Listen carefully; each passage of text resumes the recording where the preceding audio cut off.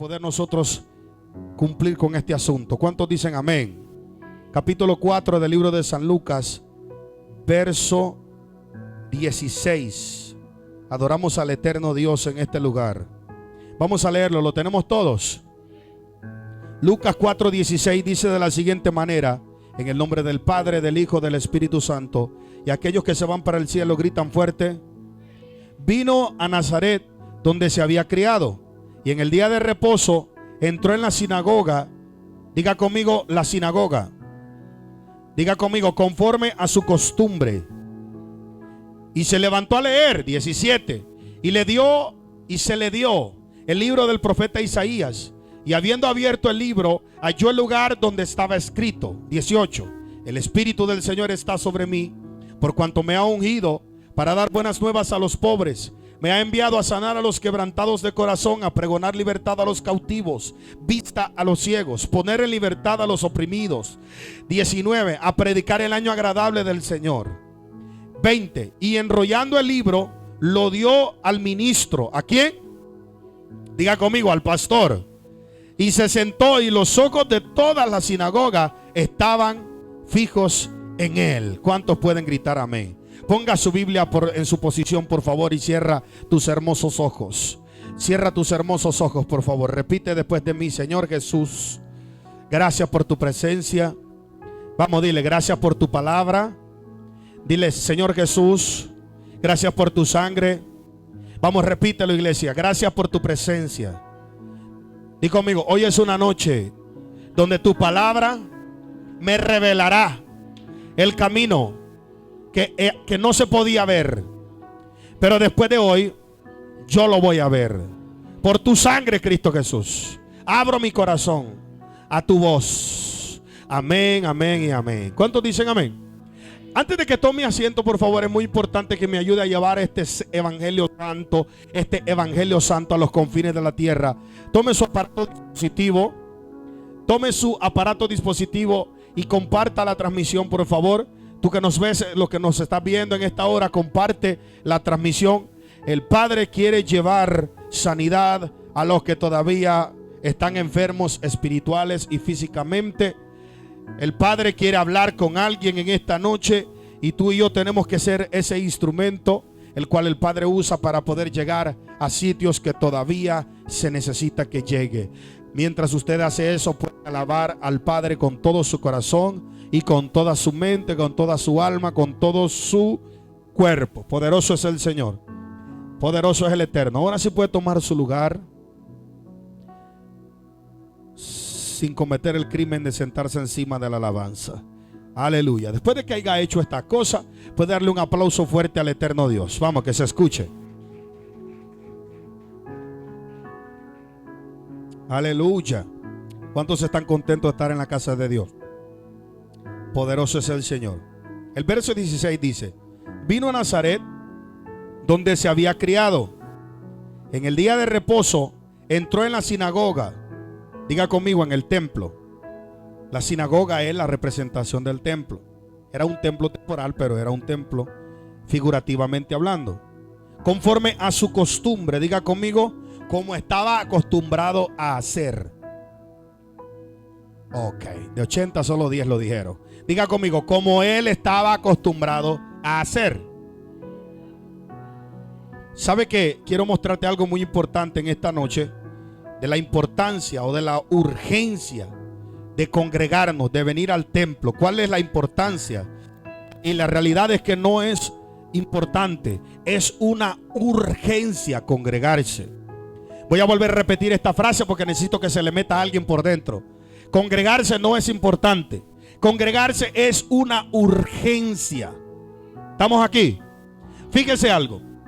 Hay un dato muy especial, un artículo que me captó toda mi atención, Y este artículo indicaba que en las zonas de más bosques de Canadá se descubrieron que los enormes pinos, porque en la zona más llena de bosque o las zonas más rurales de Canadá, hay unos pinos que son, sin lugar a dudas, los más grandes del mundo. Y hay un artículo que empezó a estudiar por qué estos pinos crecían con aquella gran astucia, con aquella gran potencia, con aquella gran solidez. ¿Y por qué nunca se habían tumbado? Se habían dado cuenta la gente de que habían estado ahí por cientos y cientos de años. Han estado ahí casi un siglo. ¿Alguien dice amén en esta hora? Y ellos empezaron a hacer sus estudios respectivos y empezaron a estudiar el por qué era la razón de este asunto. Y se chocaron con un detalle muy importante. Se dieron cuenta que los pinos poseen unas pequeñas raíces. Diga conmigo, pequeñas raíces.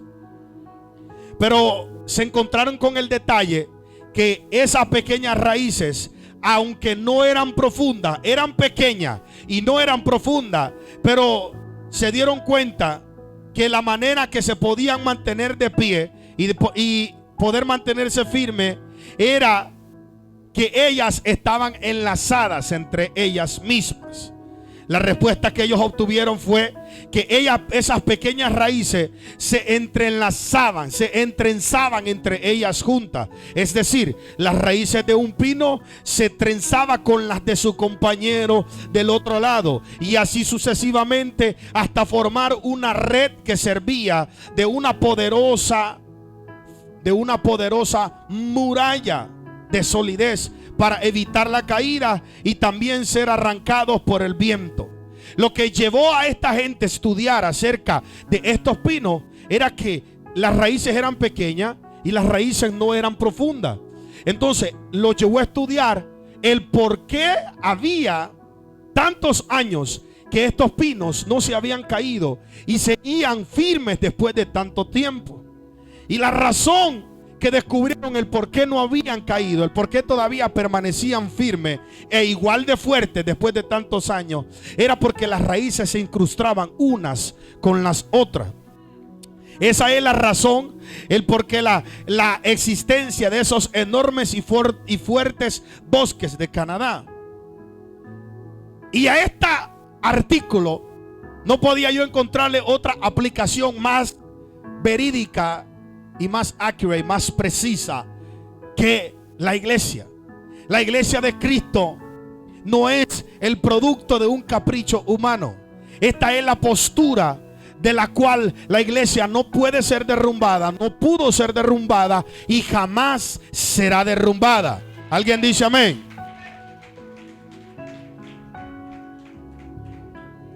Así como este artículo de los pinos del bosque más alto y más antiguo de Canadá nos dice que un conjunto de árboles débiles puede crecer, sostenerse y resistir los fuertes cambios temporales del clima. Así también la iglesia, cuando está unida en el espíritu unos con los otros, de la misma forma, jamás podrá haber nada que pueda detenernos.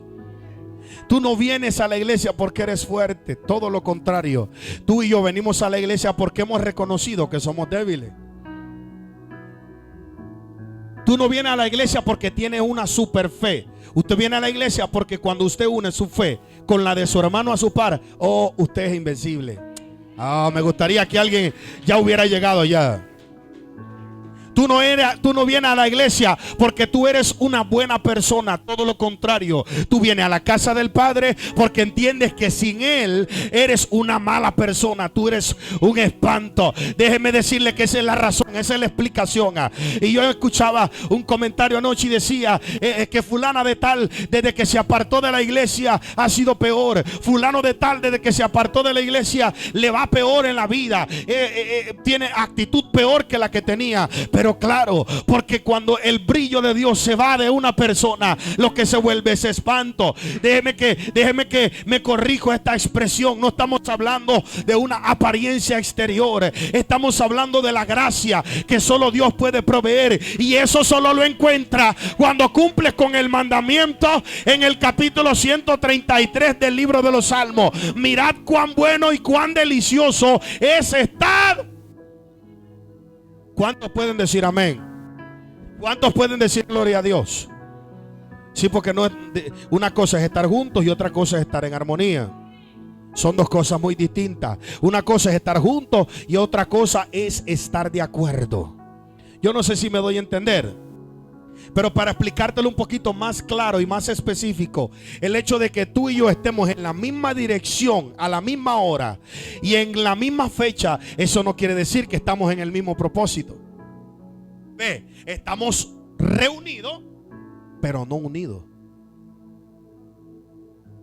Yo vengo a traerte una gran verdad. La iglesia no es un invento de unos viejitos que tenían una barba larga. No, la iglesia es el baluarte de la ciudad. Es la columna de la verdad de este estado, de este condado, de la familia, del matrimonio. Yo no sé si me puedo dar a entender en esta noche. Entonces, yo puedo describirte una lista inalcanzable e inagotable de razones por las cuales usted tiene que congregarse. Pero la principal, o una de las principales, es porque solamente cuando usted se congrega es que puede cumplir este gran mandamiento que Jesús lo estableció en el capítulo 17 del libro de San Juan. La última oración cuando él iba a ascender al cielo fue la siguiente: Padre, aquí te los entrego, me los diste, ahora yo te los regreso. El Rey de Reyes dijo lo siguiente: te pido que así como tú y yo somos 15 o 17, ¿cuánto? Usted no ha llegado todavía. Así como tú y yo somos ¿cuánto? Así como tú y yo somos ¿cuánto? Jesús y el Padre son 4, 5, ¿cuánto? Jesús y el Padre son 3, ¿cuántos son? Así como tú y yo somos uno, también te pido, Padre, que ellos, hablando de nosotros, sean ¿cuántos?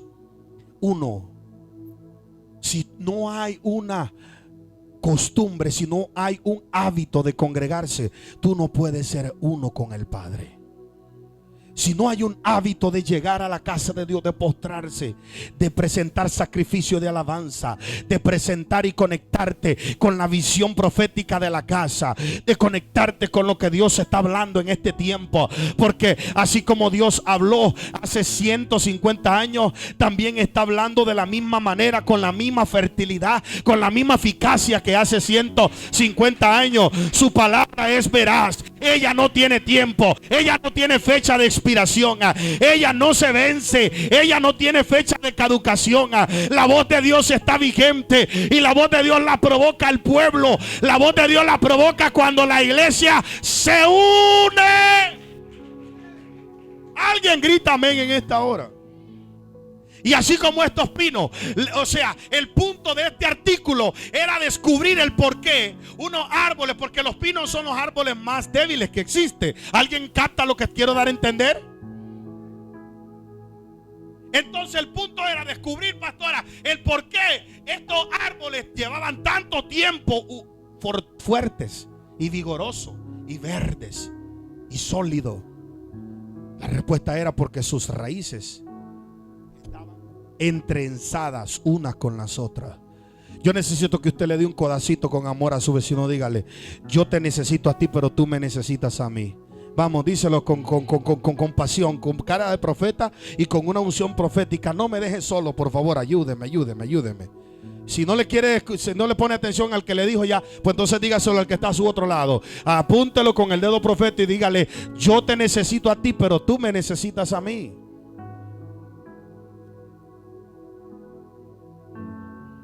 ¿Cuántos dicen amén? La fuerza no se multiplica cuando no llegas a la casa de Dios. Ay, el pastor lo está diciendo por mí. No, lo hablo porque Dios quiere incitar al pueblo a entender verdaderamente dónde se encuentra la fuerza. Yo dije: quiere el Padre que entiendas de una vez por todas a dónde es que está tu fuerza. Tú y yo somos como aquel palo viejo, como esos pinos viejos, que separados unos de los otros. Ay, hombre. Todos dicen amén. Mire, yo no soy mucho para ver Discovery Channel. Yo le tengo que ser sincero. Usted sabe que este asunto hay que ser real. Alguien dice amén. Yo no soy mucho para ver Discovery Channel. Hay gente que pone la cuestión esa y se está ahí horas. Y yo quisiera ser así porque es muy educativo, ¿verdad? Y aprende mucho de las diferentes especies de los animales, aprende mucho de las cosas de las otras cosas que tienen vida y muchas otras cosas en variedad. Y no son muchos, de la naturaleza, de las ciencias naturales, de los recursos naturales, etcétera, etcétera. No soy mucho para eso. Pero un día yo me disfruté viendo cómo una manada de búfalos pudieron vencer en contra de una manada de leones. O mejor dicho, a unos leones. Alguien dice amén. había un búfalo que estaba solo. Entonces cuando el león miró que él estaba solo, ¿alguien dice amén? El león rapidito buscó la manera para poder acecharlo. Pero el león no estaba dándose cuenta que la manada del búfalo no estaba lejos, estaba cerca. ¿Alguien dice amén? Pero lo que pasó fue que este búfalo se distrayó por un periodo de tiempo y se apartó de la manada, de su manada. Y cuando se apartó de su manada, entonces el león dijo: a este me lo como ahorita yo.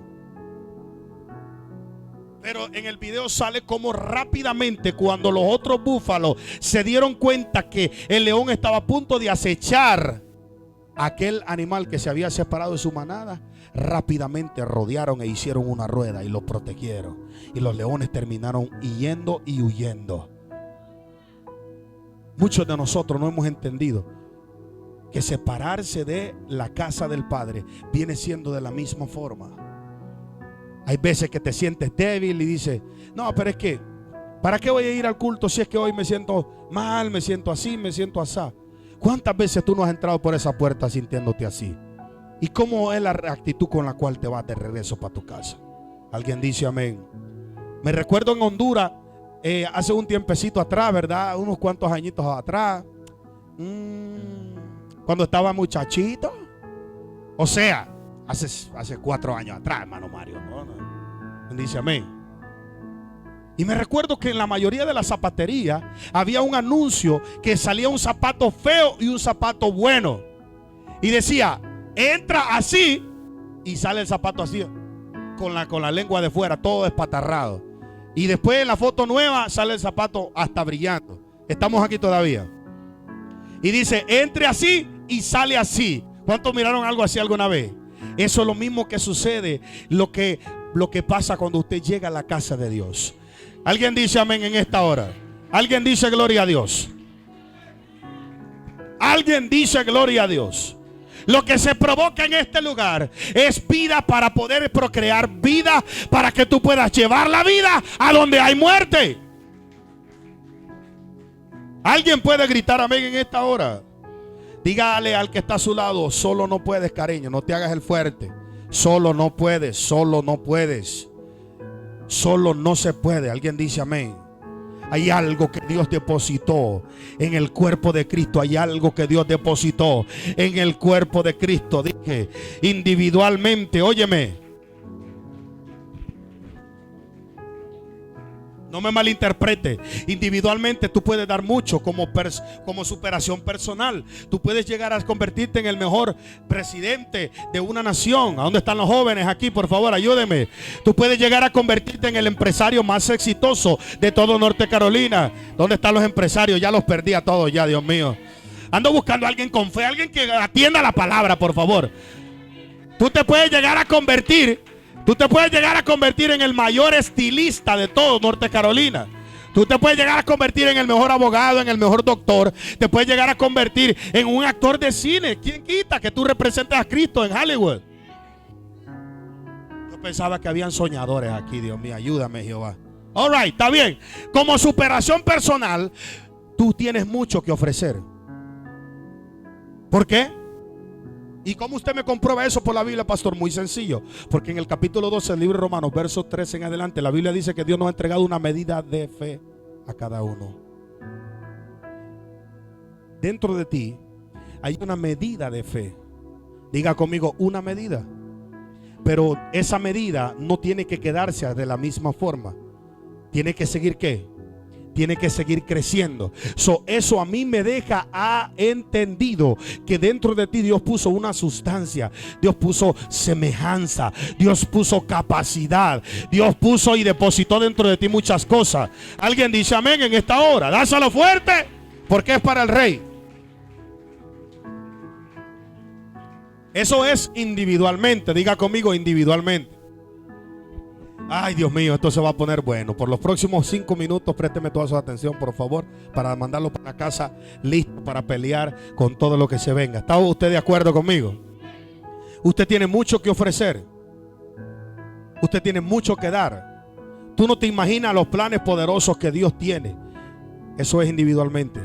Oh, pero cuando tú te unes con tu familia espiritual, cuando tú te unes con tu hermano, cuando tú te unes con tu hermana, la Biblia dice que uno echa fuera 1000, pero hay algo que Dios depositó en el cuerpo de Cristo. Hay algo que Dios depositó en el poder de ponerse de acuerdo. Ese es un principio muy profético de la casa de Dios. El problema es que cuando llega a la casa de Dios, no solamente es tu cuerpo que llega, no, tú vienes a ponerte de acuerdo con lo que está hablando la voz profética aquí. Entonces cuando te pones de acuerdo con el que está a tu lado, algo se destraba del cielo. Entonces ahí se cumple. Uno echa fuera 1000, pero 2 echan fuera ¿cuánto?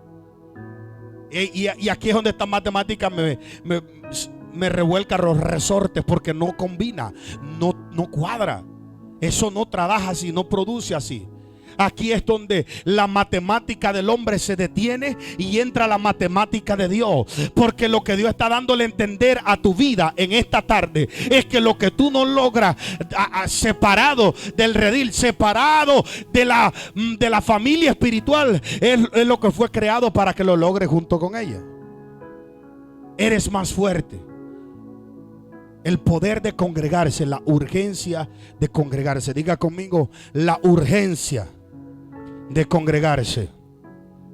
Ok, te dije todo esto solo para introducirte este asunto. No, estoy jugando, ya casi nos vamos. ¿Quién dice? ¿Qué dice el verso 16? Pastor, pero ya me explicó otro punto y no me explicó por qué me leyó este verso. Mira esto. ¿Qué dice el 16? Vino a Nazaret. ¿De quién está hablando? Dígalo más fuerte. De Jesús, donde se había criado. Y en el día de reposo entró en la sinagoga. Diga conmigo, entró en el templo. Conforme a su costumbre. Y se levantó a leer. Diga conmigo, Jesús se congregaba. La Biblia dice que tenía una costumbre. Y se levantó a leer. Y le llevó, 16, 17. Y se le dio el libro del profeta Isaías. Y habiéndolo abierto, el libro halló el lugar donde estaba escrito. Diga conmigo, debemos congregarnos. Dígalo un poquitito más fuerte. Debemos congregarnos. Como Jesús lo hizo, así nosotros. Dice la Biblia que entró en la sinagoga conforme a su costumbre. La sinagoga surge durante el tiempo en el cual los judíos estuvieron exiliados en Babilonia o refugiados en Babilonia. Pues al no poder celebrar sus ceremonias en el templo de Jerusalén, en primer lugar por ser presos de los babilonios y en segundo lugar porque el templo ya había sido destruido, surge entonces la sinagoga. Diga conmigo, la sinagoga, como el centro de la vida espiritual de los judíos. Era ahí el lugar donde se reunían a hacer los cultos poderosos. Ahí donde se reunían a hacer lunes de transformación, miércoles de formación y sábado de avivamiento. Alguien grita gloria a Dios. Es ahí donde se celebraban los servicios de adoración al Padre. Entonces, una vez que fueron liberados del cautiverio, la sinagoga sigue presente. Y algunos eruditos bíblicos dicen que la sinagoga es lo que más se parece a un culto cristiano. Oiga bien, qué cosa más profética. Unos eruditos, o sea, unos maestros de la Biblia, unos maestros de la Torá, de la ley bíblica judía, enseñan que es lo que más se parece a una celebración en una iglesia cristiana. Entonces, cuando nosotros estudiamos los versos, y según los versos que acabamos de leer, al principio Jesucristo recién llegaba del desierto de la prueba. En esta ocasión Jesús no venía de levantar los paralíticos y de sanar los enfermos. Venía del desierto. Estamos aquí todavía. Llega justo el día que la ley de Dios denominaba día de reposo, donde se llevaban a cabo las actividades espirituales grupales del judío común y corriente. O sea, como cultura, diga conmigo cultura. Como cultura, el judío practicaba ciertas costumbres, las cuales no tienen nada que ver como principio de liderazgo, ni como principio bíblico, ni como doctrina de salvación, porque está separado de ellas por cuanto es cultura. La cultura no salva, lo que salva son las doctrinas correctas a seguir. Si estamos de acuerdo. Podemos seguir entonces. Cuando se encontró en esta situación, llegó el día que tenía que llegar. Para ser más específico, la palabra dice que Jesús se reunió el día indicado, el sábado, el día de reposo. Jesús se somete a la autoridad de la palabra en el capítulo 20 del 8 a 10 de Éxodo, el cual desea santificar el día de reposo, pues era un día dedicado completamente a Jehová. Pero además se nos dice que era un acto voluntario, no era algo impuesto, sino que Jesús tomaba la determinación de asistir a la reunión semanal. Es decir, a Jesús nadie lo empujó a hacerlo. Dentro del estilo de vida de Cristo, el reunirse con sus hermanos era ya parte de él y no podía dejar de hacerlo. Diga conmigo, Jesús se congregaba semanalmente. Solamente 15 lo dijeron de 95 que aquí. Diga conmigo, Jesús se congregaba semanalmente. Era costumbre de él, ya era un hábito. En varios pasajes de los evangelios vemos a Jesús en la sinagoga, sanando, predicando, leyendo las escrituras. Hace un momento usted y yo estábamos leyendo que la asistencia de Cristo en la reunión semanal no era la práctica de una vida religiosa de Jesús, sino que era la expresión natural de un hombre que tenía una relación con el Padre. Claro que era 100% Dios, pastor, pero era Jesús Dios porque era necesario que buscara. Porque era necesario que buscara a Dios. Se adoraba a él mismo. Déjeme le explico, cariño. En ese momento la plenitud de la gloria del Padre se había sido exhalada. Él tenía que cumplir su asignación como Jesús hombre. Él tenía que cumplir su misión en la tierra, separado de la gloria. Es decir, si yo soy policía, yo fui a la escuela y fui entrenado para ser policía, ¿qué es lo que me describe a mí como policía? ¿Un qué? Un uniforme. Ok, pero cuando me quito el traje de policía, ¿qué sucede? Soy común y corriente como los demás. ¿Alguien dice amén? Bueno, cuando el Padre de la gloria envió al Cristo de la gloria, eso fue lo que sucedió. Él se quitó su traje de eternidad. Él se quitó su traje resplandeciente. Él dejó la gloria. ¿Y a dónde dice eso, pastor? En Filipenses capítulo 2 verso 9 en adelante, la Biblia dice que aún tomando la posición de hombre, se humilló hasta los humos, solamente para que tú estuvieras hoy recibiendo esta palabra. Ay, Dios mío, alguien puede gritar amén en esta hora. Él tenía que cumplir su asignación. Que me está dando a entender todavía, pastor, todavía como que estoy atrapándolo en el aire. Es decir, él no podía parar de sacrificar la carne hasta que llegara el día de Golgotá. Él no podía de cumplir con toda la ley de la Torá. No podía dejar de someterse a la ley hasta que cumpliera su gran último día, vestido de hombre. ¿Sí estamos de acuerdo ya? ¿Estamos correctos? Era la expresión natural de un hombre que tenía una devoción. Era 100% hombre. Perdón, lo voy a decir al revés. Era 100% Dios, pero era 100% hombre. Tenía las mismas tentaciones que usted y yo tiene. Tenía las mismas debilidades que usted y yo tenemos. Le pegaba sueño, le pegaba hambre, se sentía triste. Era Dios, pero tenía que vencer a Satanás. No desde una atmósfera celestial. Esto es muy importante que lo atrape, por favor. No se me desconcentre. Esto es muy importante que lo reciba. Era Dios encarnado, pero no podía vencer a Satanás siendo Dios. Miro que todavía no lo ha atrapado. Porque si él vencía a Satanás siendo Dios, entonces Satanás tenía un derecho legal en el mundo espiritual para decir: mírelo, he cheated on me, me hizo trampa. Me venció siendo Dios. ¿Sabe por qué Jesús tenía que vencer al diablo siendo un ser humano? Pregúnteme por qué. Porque el primer humano que Dios envió, Satanás lo venció. Por lo tanto, la única manera de tomar lo que el hombre, yo siento a Dios ya. La única forma de tomar lo que el hombre había perdido en el huerto del Edén era a través de un cuerpo humano de carne y hueso. Por eso es que la Biblia señala que Él es el que Él es el segundo Adán, Él es el postrer Adán. Déjeme decirle algo muy importante. Lo que Él hizo es algo impresionante de principio a fin. Mi tema favorito, jamás me cansaré de gritar a los cuatro vientos: si te chocas con la verdad de lo que Cristo hizo por ti, entonces no habrá pretexto para hacer lo que Él hizo por ti. Oh my God, yo no sé si alguien puede recibir lo que acabo de soltar en esta hora. Cuando te chocas con la verdad de las 1500 cosas que Él hizo por ti, a ti no te va a dar vergüenza hacer lo mismo por Él. Es mejor que alguien atrape eso, porque eso viene bajando del tercer cielo. Alguien tiene que despertarse en esta noche y sacudirse y decir: yo voy a vencer porque Él venció. No, pero tiene que decirlo. Diga conmigo: yo voy a vencer porque Él venció primero.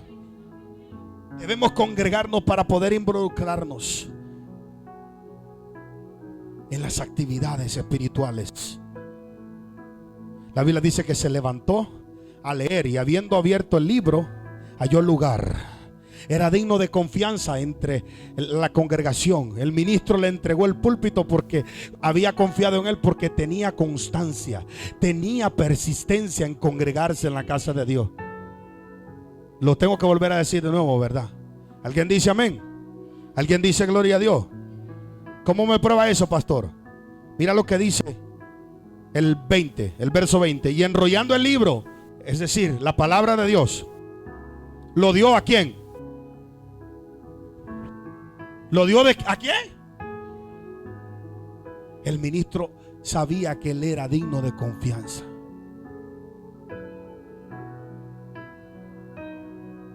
Tiene que haber una naturalidad de congregarse para que tú seas digno de confianza de ciertas responsabilidades, primero que nada espirituales. Si estamos de acuerdo. Aquí no hay niños bonitos ni niñas bonitas. Voy a volver a decir un poquito más claro y lo más simple y lo más claro que yo pueda decir. Aquí no hay niños bonitos y no hay niñas bonitas. Aquí solo hay los que realmente se pusieron a la disposición.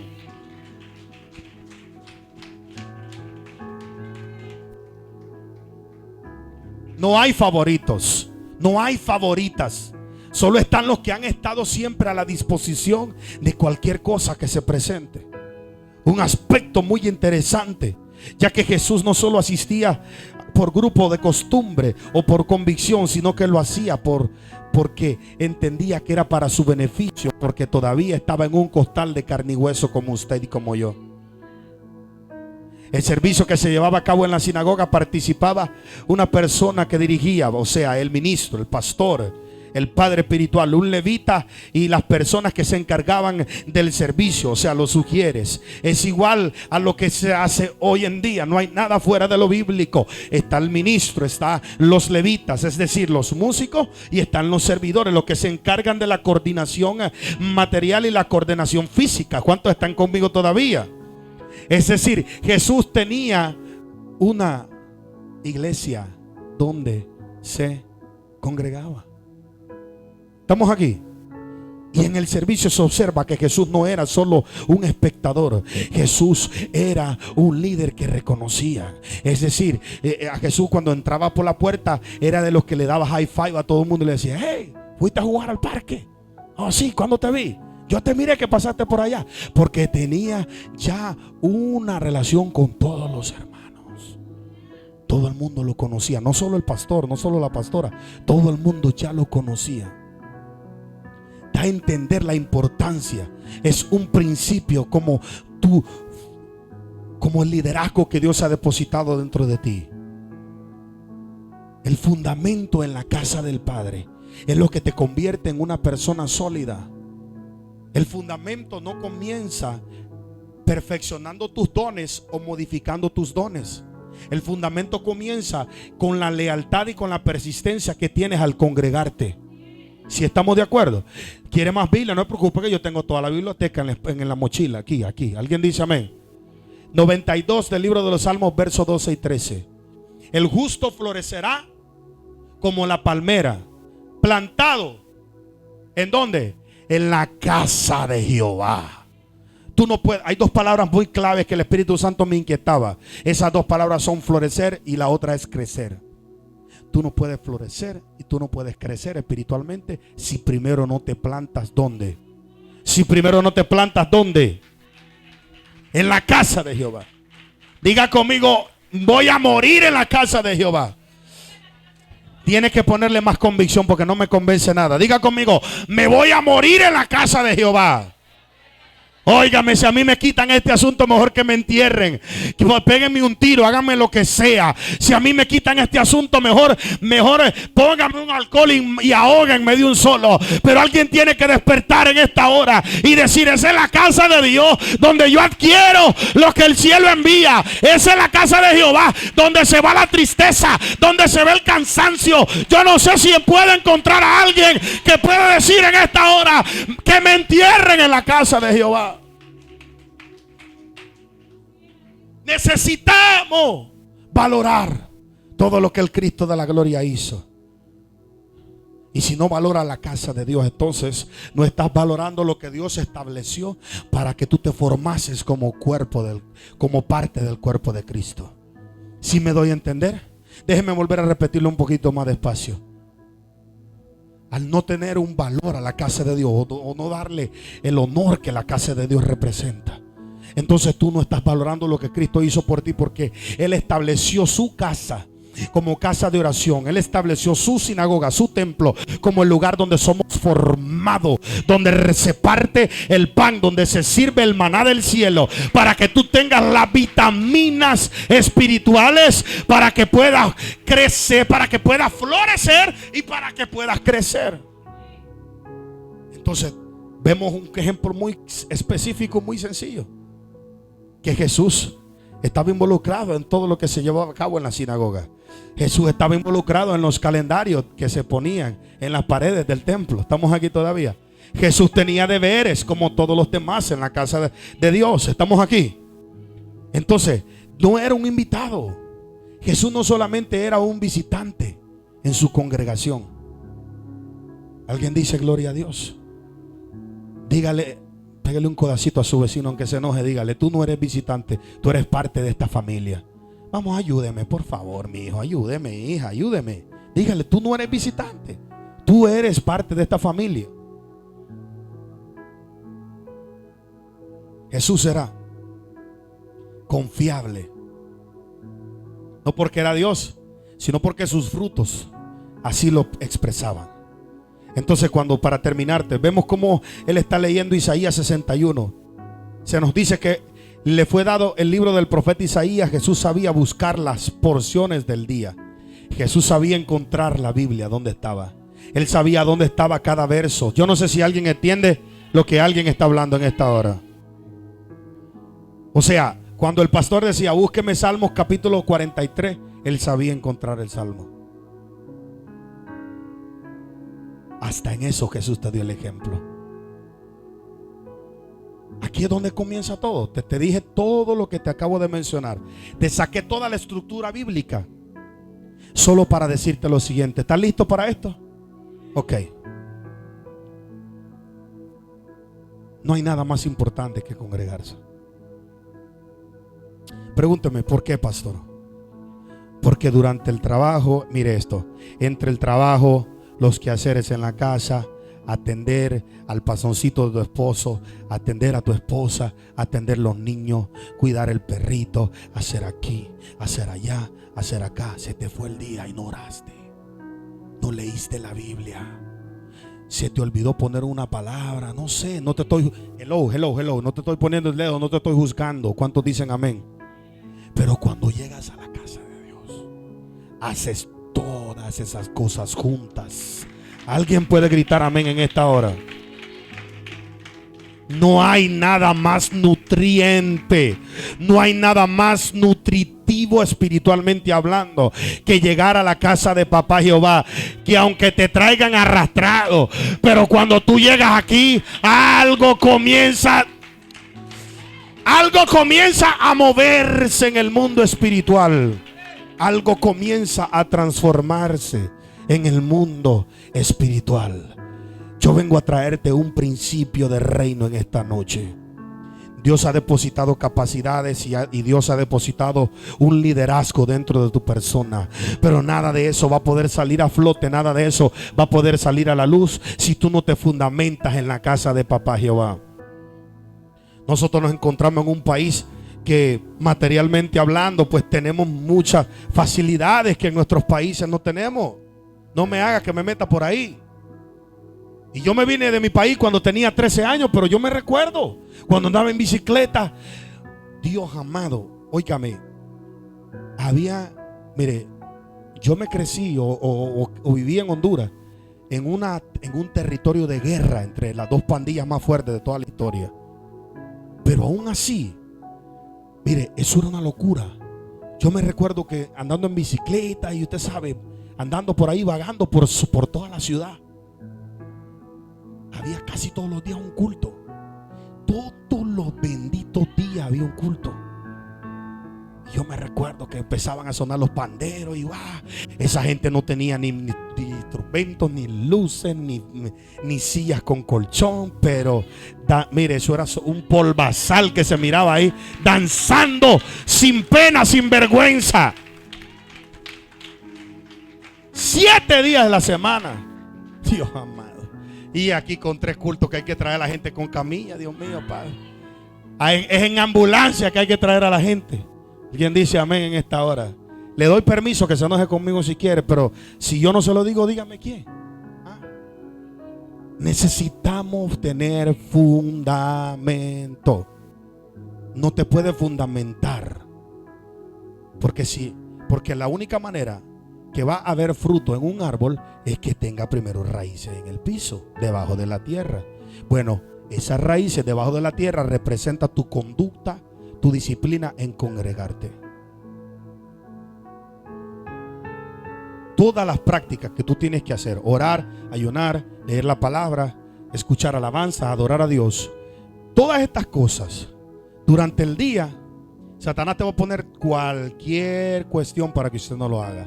Pero cuando usted llega a la casa del Padre, esto se convierte en una explosión, porque usted hace todas esas cosas juntas en una misma hora. Y sobre todas las cosas la hace mezclando su fuerza con la de su hermano. Ponte sobre tus pies en esta noche. Ponte sobre tus pies en esta noche. Ponte sobre tus pies en esta noche y comienza a levantar tus manos. El Padre va a comenzar a fortalecerte. Puedo leer en el espíritu que había gente sin fuerza hoy. Puedo ver en el espíritu que había gente que no podía más. Puedo leer en el espíritu que había muchos que no podían seguir avanzando. Pero el Padre está comenzando a llenarte en esta noche. Él está comenzando a fortalecerte. Él está comenzando a poner un vigor. Está comenzando a llenarte de astucia. Está llenándote de valor. Está llenándote de coraje para seguir peleando la buena batalla. Espíritu, dile que te avive. Avívanos,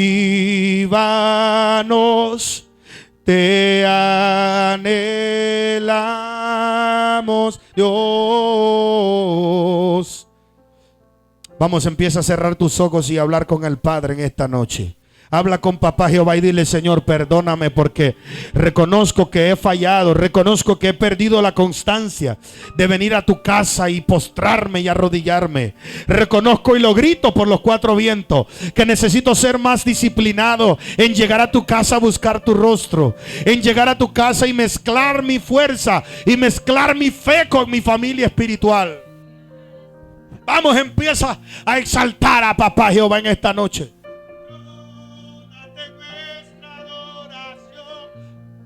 Asombroso eres, Señor, con tu presencia llénanos. Vamos, levanta tus manos. Espíritu, vamos, pide su gloria. Avívanos, te anhelamos, Dios. Espíritu, avívanos, te anhelamos, Dios. Espíritu, avívanos, te anhelamos, Dios. Hay algo precioso que está cayendo en las vidas ahora. Hay algo precioso que está cayendo entre medio del pueblo. Hay algo precioso que está cayendo. Hay algo precioso que está bajando en esta hora. Hay algo precioso que está comenzando a caer entre medio del pueblo. Que se abre el cielo. Vamos. Muévete, Señor. Ven aquí tu reino. Vamos. Oh gran Dios, que se abre el cielo. Vamos. Muévete, Señor. Ven aquí tu reino. Oh gran Dios, que se abre el cielo. Muévete, Señor. Venga aquí tu reino. Oh gran Dios, que se abre el cielo. Vamos, levanta tus manos y adora. Venga aquí tu reino. Oh gran Dios, no hay cielo cerrado, se abre. Vamos, que se escuche. Hay algo precioso cayendo ahí ahora. Vamos. Y no hay cielo cerrado, se abre. Tu reino se mueve aquí. En ti está nuestra esperanza. Oh gran Dios, oh gran Dios. No hay cielo cerrado, se abre. Tu reino se mueve aquí. En ti está nuestra esperanza. Padre, en el nombre de Jesús, tu pueblo está, Señor, con su corazón abierto.